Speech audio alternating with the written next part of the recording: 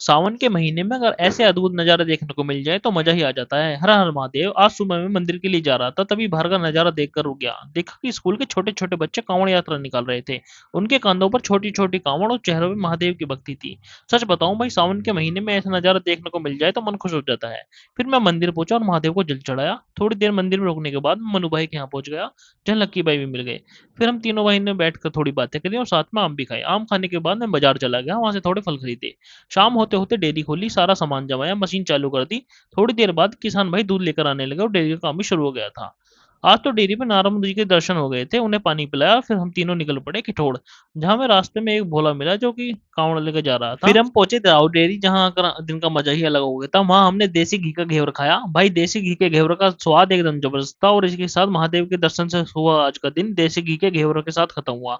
हर हर महादेव, जय भोलेनाथ। अगर व्लॉग पसंद आए तो लाइक फॉलो और शेयर जरूर कर देना। जय हिंद, जय भारत।